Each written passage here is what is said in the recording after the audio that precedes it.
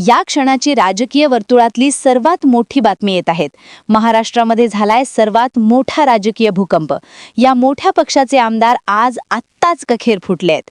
शरद पवारांना आत्ताचं मोठं यश। पवार साहेब म्हणजे राजकारणातील गेम चेंजर। पवार साहेबांनी डाव टाकला आणि बाजी मारली। विरोधकांनाही थांब फोडणारे पवार साहेब, परंतु आत्ता अशी काही गेम केली की 30 ते 32 आमदार ताब्यात घेतले। हे आमदार कोण कोणत्या मतदारसंघातले, यांची नावं काय, याची सर्व माहिती मी तुम्हाला व्हिडिओत सांगणार आहेत। फक्त पूर्ण शेवटपर्यंत व्हिडिओ बघत रहा। अजिबात अर्धवट व्हिडिओ सोडू नका, कारण की पवार साहेबांची पुढची चाल काय असणार, कशा प्रकारे पवार साहेब सर्व खेळ पलटी मारणार, सर्वात मोठी पडद्यामागची बातमी आपल्या हाती लागलीये। त्यामुळे फक्त शेवटपर्यंत व्हिडिओ बघत रहा। तर दोन्ही राष्ट्रवादी एकत्र येणार अशी चर्चा होती, पण आता त्या गोष्टीला पूर्णविराम लागलाय।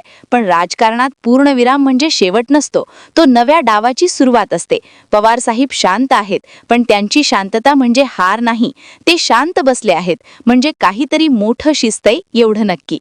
आता पहिला डाव काय असेल तर भावना। मूळ पक्ष कोणाचा, खरा वारसा कोणाचा, हा मुद्दा पुन्हा जोरात येईल। साहेबांचं वय, अनुभव, संघर्ष ही त्यांची ताकद आहे। गावाकडचा माणूस अजूनही नातं आणि विश्वास बघतो। हीच गोष्ट काही आमदारांच्या मनाला लागणार आणि खंबीर नेतृत्व या दृष्टिकोनातून पवार साहेबांकडे पुन्हा सर्व आमदार परतणार। हा पहिला डाव कसा वाटला यासाठी लाईक करा। पुढचा डाव याच्यापेक्षाही खतरनाक आहे पवार साहेबांचा। फक्त शेवटपर्यंत व्हिडिओ बघत रहा। दुसरा डाव असेल संघटनाचा। जिल्ह्यात, तालुक्यात, गावोगावी नव्या माणसांना पुढे केलं जाईल।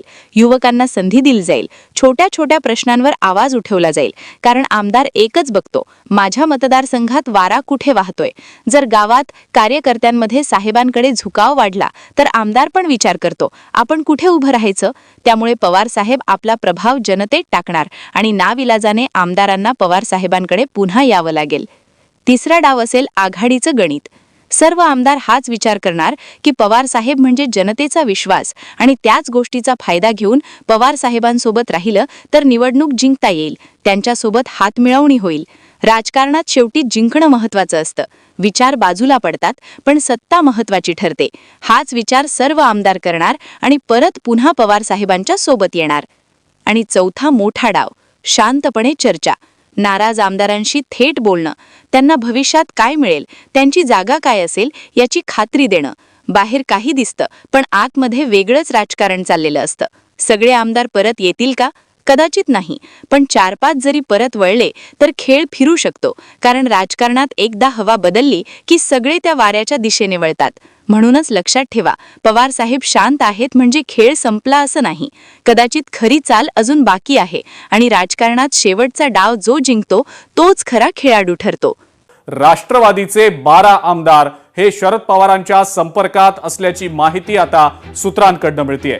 शरद पवारांच्या राष्ट्रवादीच्या बड्या नेत्यासोबत हे 12 आमदार संपर्कात असल्याचं सूत्रांकडून समजतंय। विश्वसनीय सूत्रांकडून लोकशाही मराठीला ही माहिती मिळालेली आहे। दोन्ही राष्ट्रवादी काँग्रेस पक्ष एकत्र यावेत अशी या 12 आमदारांची इच्छा असल्याचं विश्वसनीय सूत्र म्हणतायत। शरद पवारांच्या बड्या नेत्याकडून या आमदारांना शरद पवारांचं वय, आजारपण आणि साहेबांची इच्छा म्हणून भावनिक साथ घातली जात असल्याचं देखील सूत्रांकडून समजतंय। तसंच काल मुंबईमध्ये झालेल्या राष्ट्रवादी काँग्रेस अजित पवार पक्षाच्या बैठकीदरम्यान सुद्धा याबाबत चर्चा झाल्याची माहिती मिळतेय। दोन्ही राष्ट्रवादींचं विलीनीकरण करायचं असेल तर शरद पवारांच्या पक्षाकडून लेखी प्रस्ताव आला तर त्यावर चर्चा करू असं सुद्धा यात ठरल्याचं सूत्रांकडून समजतंय। अमोल धर्माधिकारी आपले पुण्याचे प्रतिनिधी या संदर्भातली अधिक माहिती आपल्याला देत आहेत। अमोल, अत्यंत मोठी आणि ब्रेकिंग न्यूज आहे ही, काय नेमकी या संदर्भातली माहिती आहे?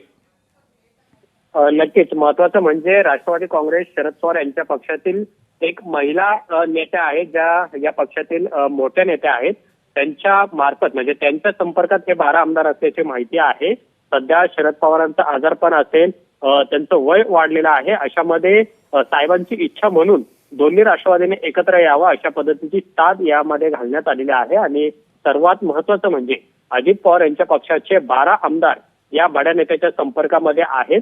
काल मुंबईमध्ये जी बैठक झालेली आहे राष्ट्रवादी काँग्रेस अजित पवार पक्षाची, त्या बैठकीमध्ये सुद्धा या 12 आमदारांनी तशी इच्छा ही बोलून दाखवलेली आहे। महत्वाचं म्हणजे कालच्या बैठकीमध्ये ही सगळ्या चर्चा झालेल्या आहेत. आपण पाहतोय की शरद पवार यांच्या पक्षाच्या नेत्यासोबत हे 12 आमदार संपर्कात आहेतच. मात्र राष्ट्रवादीचं विलिनीकरण कधी होणार अशा चर्चा सध्या सुरू आहेत किंवा त्याला ब्रेक लागलेला आहे. अशा चर्चा सुरू असताना कालच्या या बैठकीमध्ये मात्र जर शरद पवार यांच्या पक्षाकडून लिखित प्रस्ताव आला तर त्याबाबतची चर्चा करू अशी थेट भूमिका आमदारांसमोर सुनेत्रा पवार आणि सुनील तटकरे यांनी मांडलेली आहे. आणि त्यामुळे आता शरद पवार यांच्या पक्षाकडून काही लिखित प्रस्ताव अजित पवार यांच्या पक्षाला दिला जातो का हे सुद्धा पाहणं महत्वाचं असेलच. त्याचबरोबर राष्ट्रवादी काँग्रेसचा राष्ट्रीय अध्यक्ष कोण असावं याबाबतही कालच्या बैठकीमध्ये चर्चा झालेली आहे. पण लोकशाही मराठीला जी विश्वसनीय सूत्रांकडून माहिती मिळालेली आहे ती म्हणजे अजित पवार यांच्या पक्षाचे 12 आमदार आहेत ते या बड्या नेत्याच्या संपर्कात आहेत. आणि महत्वाचं म्हणजे हे आमदार आहेत ते मराठवाड्याचा असल्याचं सुद्धा आपल्याला समजलेलं आहे. बर अमोल, धन्यवाद. सविस्तर माहिती आपण दिलीत त्याबद्दल.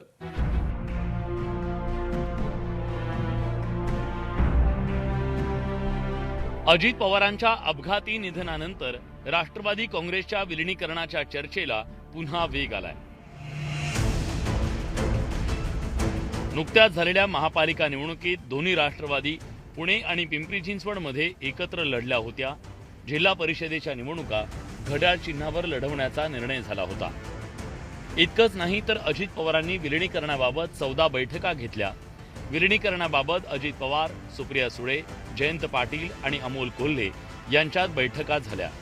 बैठकीत सहभागी झालेले नेते विलिनीकरणावर सकारात्मक होते. त्या बैठकीत विलिनीकरणाचा निर्णय घेण्यात आला होता. बैठकीत झालेला विलिनीकरणाचा निर्णय शरद पवार यांना कळवण्यात आला होता. विलिनीकरणासाठी शरद पवार यांनी सकारात्मक भूमिका घेतली होती. अलीकडच्या काळामध्ये ही भूमिका होती की दोन्ही पक्ष एकत्रित यावेत, एकसंघ पुन्हा आपण सगळे व्हावे आणि त्यासाठी माझ्या आणि त्यांच्या बऱ्याच बैठका देखील झालेल्या होत्या. आणि त्यानंतर आमच्या पक्षाचे प्रमुख पदाधिकाऱ्यांची आणि त्यांचीही अलीकडच्या काळात बैठक झालेली होती.